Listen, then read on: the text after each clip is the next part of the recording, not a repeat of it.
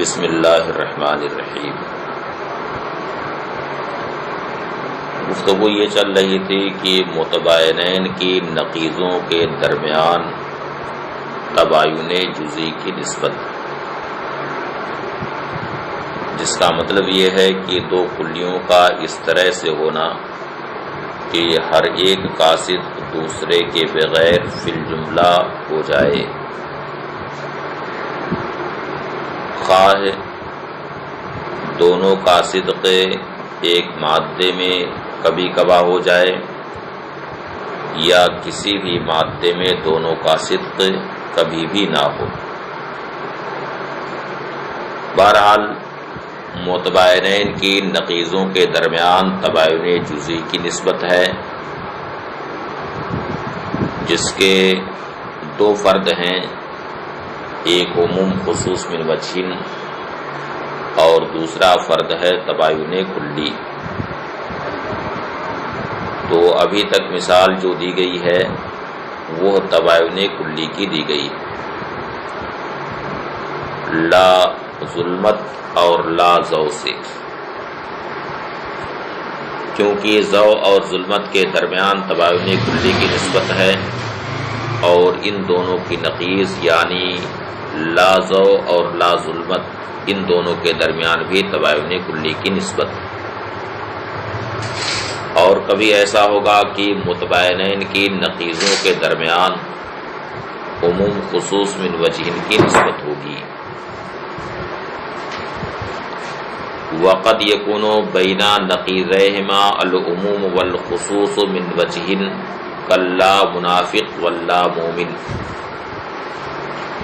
اور کبھی ان دونوں کی نقیضوں کے درمیان یعنی متباینین کی نقیضوں کے درمیان کبھی عموم خصوص من وجہن کی نسبت ہوگی، کلا منافق واللا مومن، جیسے لا منافق اور لا مومن۔ یہاں عینین کے درمیان یعنی منافق اور مومن کے درمیان تباین کلی کی نسبت، کیونکہ کوئی بھی منافق مومن نہیں اور کوئی بھی مومن منافق نہیں، دونوں میں تباین کلی کی نسبت، مگر ان دونوں کی نقیض یعنی لا منافق اور لا مومن، ان دونوں کے درمیان عموم خصوص من وجہن کی نسبت، جس میں تین مادے ہوتے ہیں، ایک مادہ اجتماع کا اور دو مادے افتراق کے ہوتے ہیں، یعنی ایک مادے میں دونوں کا صدق ایک ساتھ ہو جائے گا، لا منافق اور لا مومن دونوں اس مادے میں صادق آئیں گے۔ اس کی مثال دی ہے ابو جہل سے۔ ابو جہل لا مومن بھی تھا اور لا منافق بھی تھا، کیونکہ وہ کھلا ہوا کافر تھا، اس لیے وہ لا مومن بھی تھا اور لا منافق بھی تھا، ان دونوں کا صدق اس مادے میں ایک ساتھ ہے۔ کلا منافق واللا مومن، جیسے لا منافق اور لا مومن، فَإِنَّا بَيْنَهُمَا العموم والخصوص من وجہن، کیونکہ ان دونوں کے درمیان عموم خصوص من وجہن کی نسبت ہے، لِتَصَادُقِهِمَا فِي أَبِي جَهْلٍ، کیونکہ ابو جہل میں دونوں کا صدق ایک ساتھ ہے، لا منافق اور لا مومن دونوں کا صدق ابو جہل پر ایک ساتھ ہے۔ وصدق الثانی دون الاول فی عبداللہ بن ابی، عموم خصوص من وجہن کے دو مادے افتراق کے ہوتے ہیں، اب وہ دونوں مادے کیا ہیں؟ ان میں سے ایک مادہ عبداللہ ابن ابی جو منافقین کا سردار تھا، اس پر لا مومن تو صادق آ رہا ہے، لیکن لا منافق اس پر صادق نہیں آ رہا ہے، کیونکہ وہ کھلا ہوا منافق تھا، بلکہ منافقین کا سردار تھا۔ یہ ہے پہلا مادہ افتراق۔ وصدق الثانی دون الاول فی عبداللہ بن ابی، اور عبداللہ بن ابی کی ذات میں دوسرا یعنی لا مومن تو صادق آئے گا، اس پر صادق ہے، مگر اول صادق نہیں، یعنی لا منافق اس پر صادق نہیں، کیونکہ ابن ابی کھلا ہوا منافق تھا، بلکہ منافقین کا سردار تھا۔ وصدق الاول دون الثانی، اب دوسرا مادہ افتراق کہ جہاں لا منافق صادق آئے اور لا مومن وہاں پر صادق نہ آئے۔ اس کی مثال زید المومن سے دی گئی، یعنی وہ زید جو صاحب ایمان، وہ لا منافق تو ہے مگر لا مومن نہیں، کیونکہ جب وہ صاحب ایمان ہے تو لا مومن نہیں ہے بلکہ مومن۔ وصدق الاول دون الثانی فی زید المومن، اور زید المومن میں پہلا صادق آئے گا، دون الثانی دوسرا صادق نہیں آئے گا۔ تو معلوم یہ ہوا کہ لا منافق اور لا مومن کے درمیان عموم خصوص من وجہین کی نسبت ہے، جبکہ ان دونوں کے عینین میں یعنی منافق اور مومن کے درمیان تباین کلی کی نسبت ہے۔ وَبَيْنَ عَيْنَيْهِمَا، اور ان دونوں کے عینین وَهُمَا الْمُؤْمِنُ وَالْمُنَافِقُ، یعنی مومن اور منافق کے درمیان تباین کلی کی نسبت۔ وَبَيْنَ عَيْنَيْهِمَا وَهُمَا الْمُؤْمِنُ وَالْمُنَافِقُ تباین کلی، اور ان دونوں کے عینین کے درمیان تباین کلی کی نسبت ہے، اور عینین مومن اور منافق۔ فقد علمت ان العام والاخص من وجہ والمتباینین مشترکان فی ان بین نقیضیہما تباینا جزئیا، تو آپ نے جان لیا کہ عام خص من وجہ اور متباینین کی نقیضوں کے درمیان تباین جزئی کی نسبت ہے، تو عام خص من وجہ اور متباینین یہ دونوں اس بارے میں شریک ہیں برابر کے کہ دونوں کی نقیضوں کے درمیان تباین جزئی کی نسبت۔ عام خص من وجہین کی نقیضوں کے درمیان بھی تباین جزئی کی نسبت ہے، اور متباینین کی بھی نقیضوں کے درمیان تباین جزئی کی نسبت۔ تباین جزئی کا مطلب یہ ہوتا ہے کہ دو کلیوں کا اس طرح سے ہونا کہ ان میں ایک کلی دوسری کلی کے بغیر فی الجملہ صادق آئے۔ فی الجملہ صادق آنے کا مطلب یہ ہے کہ دونوں کلیوں کا صدق کبھی ایک ساتھ بھی ہو سکتا ہے، اور کبھی ایسا بھی ہوگا کہ ایک کلی دوسری کلی کے بغیر صادق آئے، بلکہ یہ بھی ہو سکتا ہے کہ دونوں کلیوں کا تصادق کبھی بھی نہ ہو۔ تبایناً جزئیاً وہو صدق کل من الکلیین بدون الآخر فی الجملہ، وہ ہے دو کلیوں میں سے ہر ایک کا صدق دوسرے کے بغیر فی الجملہ۔ اے سواء تصادق معا فی مادۃ او لم یتصادقا معا قط، خواہ دونوں کا صدق ایک ساتھ کسی مادے میں ہو یا دونوں کا صدق ایک ساتھ بالکل ہی نہ ہو. فَإِن تَصَادَقَ مَعًا فِي مَادَّةٍ، تو اگر دونوں کلیوں کا تصادق کسی مادے میں ایک ساتھ ہو جائے، تحقق التباین الجزئی بصورت العام والاخص من وجہ، تو وہاں پر تباین جزئی کا تحقق عام اخص من وجہ کی صورت میں ہوگا. وَإِن لَّمْ يَتَصَادَقَا مَعًا قَطُّ، اور اگر دونوں کا تصادق ایک ساتھ بالکل ہی نہ ہو، تحقق التباین الجزئی بصورت التباین الکلی، تو تباین جزئی کا تحقق تباین کلی کی صورت میں ہوگا.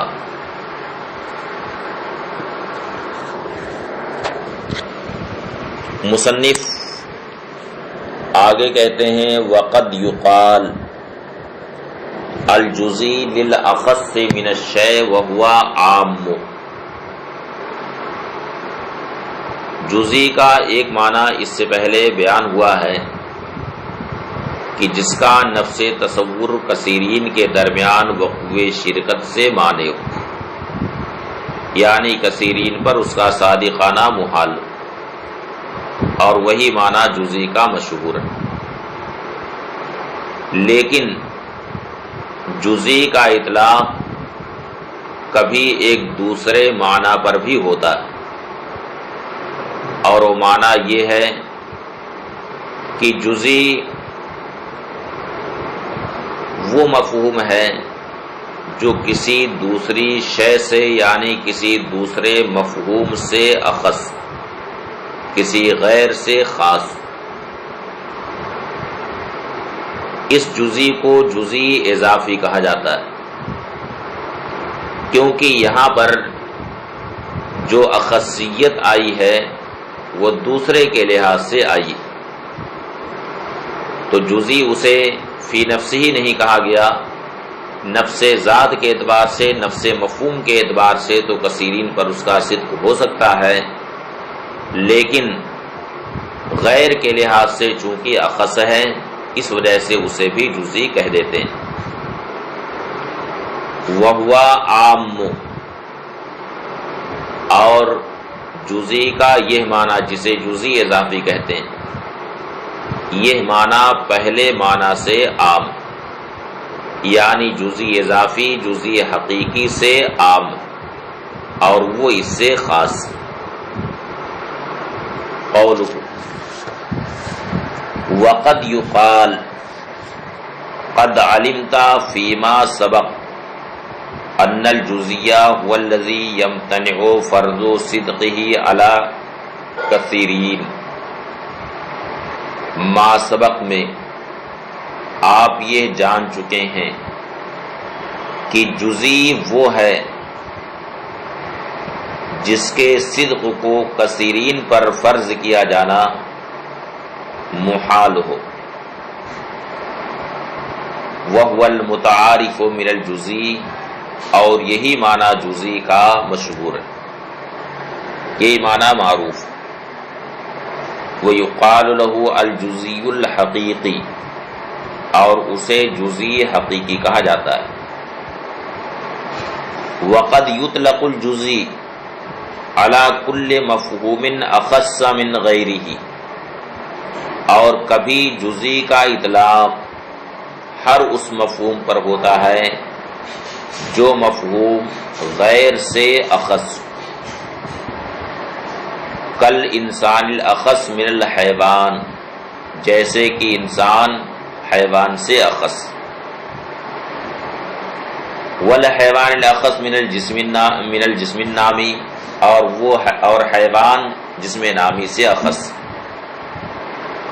تو حیوان کے لحاظ سے انسان کو جزئی اضافی کہا جائے گا، اور جسم نامی کے لحاظ سے حیوان کو جزئی اضافی کہا جا سکتا ہے.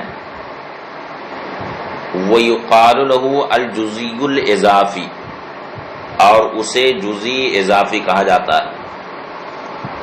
لِأَنَّ جُزْئِيَّتَهُ بِالْإِضَافَةِ إِلَى مَا فَوْقَهُ، اس لیے کہ اس کی جزئیت ما فوق کی طرف اضافت کرتے ہوئے ہے، مافوق کی طرف نسبت کرتے ہوئے، لا بالحقیقت، حقیقت کے لحاظ سے یہ جزئی نہیں، کیونکہ حقیقت کے لحاظ سے تو کلی ہے۔ وَهُوَ عَامٌ من الجزئی الحقیقی، اور یہ معنی یعنی جزئی اضافی جزئی حقیقی سے عام، دونوں کے درمیان عموم خصوص مطلق کی نسبت، ہر جزئی حقیقی جزئی اضافی ہے مگر ہر جزئی اضافی جزئی حقیقی نہیں۔ لصدقہ علی الحیوان بخلاف الاول، اس لیے کہ جزئی اضافی کا معنی حیوان پر صادق آتا ہے مگر جزئی حقیقی کا معنی اس پر صادق نہیں آتا، بخلاف الاول، برخلاف پہلے کے۔ وَإِلَىٰ هَٰذَا أَشَارَ بِقَوْلِهِ وَهُوَ عَامٌ، اور اسی کی طرف مصنف نے اپنے قول وَهُوَ عَام سے اشارہ کیا، یعنی جزئی اضافی جزئی حقیقی سے عام۔ والحاصل ان الجزیہ یطلق بالاشتراک علی ما یمتنع فرض صدقہ علی کثیرین وعلی کل اخص من عام۔ حاصل یہ ہے کہ جزئی کا اطلاق دو معنوں پر ہوتا ہے، دو معنوں میں جزئی مشترک، ایک وہ معنی کہ جس کا کثیرین پر صادقانہ محال ہو، کثیرین پر اس کے صدق کا فرض کیا جانا محال ہو، اسے جزئی حقیقی کہا جاتا ہے۔ دوسرا معنی جزئی کا ہے ہر مفہوم جو کسی عام سے اخص، اسے جزئی اضافی کہا جاتا ہے۔ والحاصل ان الجزیہ یطلق بالاشتراک علی ما یمتنع فرض صدقہ علی کثیرین، حاصل یہ ہے کہ بطور اشتراک جزئی کا اطلاق اس معنی پر ہوتا ہے جس کا کثیرین پر صدق کا فرض کیا جانا محال ہو، وعلی کل اخص من عام، اور ہر اس مفہوم پر بھی اس کا اطلاق ہوتا ہے جو کسی عام سے اخص۔ والاول یقید بالحقیقی، پہلے مفہوم کو حقیقی سے مقید کیا جاتا ہے، والثانی بالاضافی، اور دوسرے کو اضافی سے مقید کیا جاتا ہے۔ الاسئلہ، عرف کلم من الکلی والجزئی مع التمثیل، یہ سب سوالات آپ کے سامنے، ان سوالات کو آپ حضرات اچھی طرح سے پڑھ لیں اور ان کے جو جوابات ہیں جوابات بھی آپ حضرات تلاش کر لیں، بلکہ ان سوالات کے جوابات آپ حضرات اپنی اپنی کاپی پر لکھ لیں، اس سے آپ کی ذہنی مشق بھی ہوگی اور ساتھ ہی ساتھ جو کتاب کے مضامین ہیں وہ بھی آپ کے ذہن میں ازبر ہو جائیں گے۔ پہلا سوال ہے کہ کلی اور جزئی میں ہر ایک کی تعریف کیجیے اور مثال بھی دیجیے۔ پھر نیچے کچھ مثالیں دی گئی ہیں، ان میں آپ کو یہ متعین کرنا ہے کہ اس میں کون کلی ہے کون جزئی۔ الانسان، علی، ظاہر، خالد، الجامعۃ الاشرفیہ، الفاضل، الجسم النامی، الکاتب، المدینۃ المنورہ۔ دوسرا سوال ہے بین اقسام الکلی بالنظر الی الوجود الخارجی مع التمثیل، وجود خارجی کی طرف نظر کرتے ہوئے کلی کے اقسام بیان کیجیے اور سب کی مثال دیجیے۔ وعرف الجزئی الحقیقی والاضافی، اور جزئی حقیقی اور اضافی کی تعریف کیجیے اور دونوں کے درمیان جو نسبت ہے وہ بیان کیجیے۔ تیسرا سوال ہے بین نسبت بین نقیضین المتباینین والمتساویین مع التمثیل، متباینین کی نقیضوں کے درمیان کون سی نسبت ہے اور متساویین کی نقیضوں کے درمیان کون سی نسبت ہے اس کو بیان کیجیے اور مثال بھی دیجیے. وعرف التباین الجزیہ، اور تباین جزئی کی بھی تعریف کیجیے. چوتھا سوال ہے عین نسبتا فیما یاتی من الکلیین، یعنی نیچے جو دو کلیاں نیچے جو کلیات ہیں ان میں ہر دو کلی کے درمیان نسبت بتائیے، نسبت متعین کیجیے. مثلا الانسان والاسد، ان دونوں کے درمیان کون سی نسبت ہے؟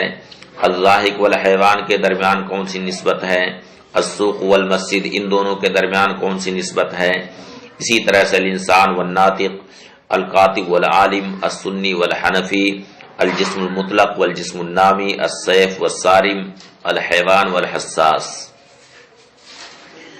پانچواں سوال ہے بین النسبہ بین الکلیین مع وجہ الحصر،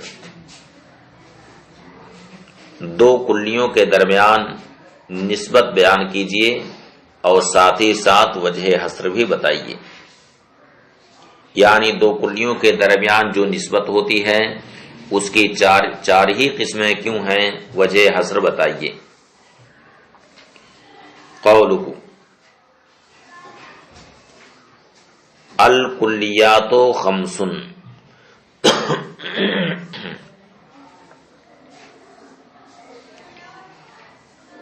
اب یہاں سے کلیات خمسہ کا بیان ہے جو منطق کی بڑی مشہور بحث ہے. الکلیات خمس، کلیات 5. الکلی علی 5 اقسام، یعنی کلی کی 5 قسمیں.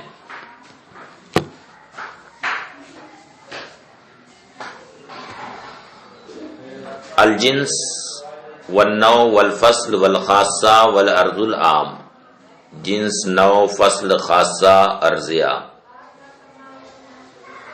لأن الکلیہ اما عین و حقیقت افرادہ، کلی کی یہ جو 5 قسمیں ہیں جنہیں کلیات خمسہ کہا جاتا ہے، ان کے درمیان وجہ حصر کیا ہے اس کو بیان کرتے ہیں، جس کا حاصل یہ ہے کہ کلی یا تو اپنے افراد کی حقیقت کا عین ہوگی، یعنی جو افراد کی حقیقت ہے وہی کلی ہے، اور جو کلی ہے وہی افراد کی حقیقت. بلکہ بعض کتابوں میں یہ کہا گیا ہے کہ کلی یا تو اپنے افراد کی تمام حقیقت ہوگی یا اپنے افراد کی حقیقت کا جز ہوگی یا اپنے افراد کی حقیقت سے خارج ہوگی. اگر کلی اپنے افراد کی حقیقت کا عین ہو، یعنی اپنے افراد کی حقیقت اپنے افراد کے لیے تمام حقیقت ہو، تو وہ نوع ہے. اور اگر کلی اپنے افراد کی حقیقت کا جز ہے تو اب یہ دیکھنا ہے کہ جز ہونے کی صورت میں وہ کلی اس حقیقت اور دوسری ماہیت کے درمیان تمام مشترک ہے یا تمام مشترک نہیں. اگر تمام مشترک ہے تو جنس ہے، اور تمام مشترک نہیں ہے تو فصل ہے. اور تیسری صورت یعنی کلی اپنے افراد کی حقیقت سے خارج ہو. تو اب اس میں 2 صورتیں ہیں. ایک یہ ہے کہ ایک حقیقت کے افراد کے ساتھ وہ خاص ہو تو وہ خاصہ ہے، اور اگر صرف ایک حقیقت کے افراد کے ساتھ خاص نہ ہو بلکہ بہت ساری حقیقتوں کے افراد کے درمیان مشترک ہو تو وہ عرض عام. اس طرح سے 5 قسمیں نکلتی. ان میں جو پہلی 3 قسمیں ہیں یعنی جنس، نوع اور فصل، ان تینوں کو کلی ذاتی کہا جاتا ہے، اور آخر کی جو 2 قسمیں ہیں خاصہ اور عرض عام، ان دونوں کو کلی عرضی کہا جاتا ہے. لأن الکلیہ اما عین و حقیقت افرادہ او جزء لہا او خارج عنہا، اس لیے کہ کلی یا تو اپنے افراد کی حقیقت کا عین ہوگی، یا اپنے افراد کی حقیقت کا جز ہوگی، یا اپنے افراد کی حقیقت سے خارج ہوگی۔ الاول النوع، پہلی قسم نوع ہے۔ والثانی ان کانا تمام مشترکن بین تلک الحقیقت و ماہیت اخری فهو الجنس، اور دوسری قسم یعنی کلی اپنے افراد کی حقیقت کا جز، وہ اگر اس حقیقت اور دوسری ماہیت کے درمیان تمام مشترک ہو فهو الجنس، تو وہ جنس ہے۔ وَإِلَّا فَهُوَ الْفَصْلُ، ورنہ وہ فصل ہے، یعنی اگر تمام مشترک نہ ہو تو فصل ہے۔ والثالث اما ان یختص بافراد حقیقت واحدہ، اور تیسری صورت یعنی کلی اپنے افراد کی حقیقت سے خارج ہو تو اما ان یختص بافراد حقیقت واحدہ، یا تو ایک ہی حقیقت کے افراد کے ساتھ وہ خاص ہو، فہی الخاصہ، تو خاصہ ہے، وَإِلَّا فَهُوَ الْأَرْضُ الْعَامُ، ورنہ وہ ارض عام۔ وَيُقَالُ لِلنَّوْعِ وَالْجِنْسِ وَالْفَصْلِ الذَّاتِ، اور نوع، جنس اور فصل، ان تینوں کو کلی ذاتی کہا جاتا ہے۔ وَلِلْخَاصَّةِ وَالْأَرْضِ الْعَامِ الْأَرْضِي، اور خاصہ اور ارض عام کو کلی ارضی کہا جاتا ہے۔ وَمَعْنَى الذَّاتِ، ذاتی کا ایک معنی تو یہ آتا ہے جو ذات کا جز ہو اور اس میں داخل ہو۔ یہاں ذاتی سے مراد صرف اتنا ہے کہ جو ذات سے خارج نہ ہو، خواہ عین ذات ہو یا ذات کا جز ہو۔ اور عرضی کا مطلب یہ ہے کہ جو ذات سے خارج ہو۔ وَمَعْنَى الذَّاتِ مَا لَا يَكُونُ خَارِجًا عَنِ الذَّاتِ، اور ذاتی وہ ہے جو ذات سے خارج نہ ہو، سواء کان عینا لہا او جزءا لہا، خواہ ذات کا عین ہو یا اس کا جز ہو۔ والارضی ما یکون خارجا عن الذات، اور کلی ارضی وہ ہے جو ذات سے خارج۔ توضیح وجہ حصر الکلیات فی الخمس بالشکل التالی، یعنی 5 اقسام میں کلی منحصر ہونے کی وجہ تو بیان کر دی گئی ہے۔ اب نیچے جو نقشہ دیا گیا ہے اس نقشے سے وجہ حصر کی توضیح مزید ہو جاتی ہے۔ الکلی یعنی کلی سے شروع میں یہ 2 شاخ نکلے، یہ 3 شاخ نکلی، جزء الماہیہ، تمام الماہیہ، خارج عنہا، عارض اللہ۔ یعنی کلی کی پہلی شاخ ہے ماہیت کا جزء، دوسری شاخ ہے تمام ماہیت، تیسری شاخ ہے ماہیت سے خارج ہو اور اس کو عارض ہو۔ پھر جزء ماہیت کے تحت 2 شاخ نکلی ہے، عام منہا، ایک یہ کہ ماہیت سے عام ہو، دوسری شاخ یہ ہے کہ صدق میں اس ماہیت کے مساوی ہو، یعنی جہاں وہ ماہیت صادقہ ہے وہاں یہ جز صادقہ ہے، جہاں یہ جز صادقہ ہے وہاں وہ ماہیت صادقہ ہے۔ تو عام و منہا والی جو قسم ہے وہ جنس ہے، اور جزء ماہیت کی وہ صورت ہے، وہ صورت جو ماہیت کے مساوی ہو صدق میں، جسے فصل کہتے ہیں۔ الکلی تمام الماہیہ، یعنی کلی اگر تمام ماہیت ہو تو وہ نوع ہے۔ خارج عنہا یعنی کلی ماہیت سے خارج ہو اور ماہیت کو عارض ہو، تب اس کے تحت 2 شاخیں نکلتی ہیں، ایک یہ ہے کہ اسی ماہیت کے ساتھ خاص ہو، اور دوسری شاخ یہ ہے کہ اس ماہیت کو اور اس کے علاوہ دوسری ماہیت کو عام ہو۔ تو اگر اس ماہیت کے ساتھ وہ خاص ہے وہ الخاصہ تو وہ خاصہ ہے، اور اگر اس ماہیت کو اور اس ماہیت کے علاوہ دوسری ماہیت کو بھی عام ہو وہ الارض العام تو وہ ارض عام ہے۔ اس طرح اس نقشے سے کلیات خمسہ کی وضاحت بھی ہو جاتی ہے اور ساتھ ہی ساتھ ان اقسام خمسہ میں کلی کے منحصر ہونے کی وجہ بھی ظاہر ہو جاتی ہے۔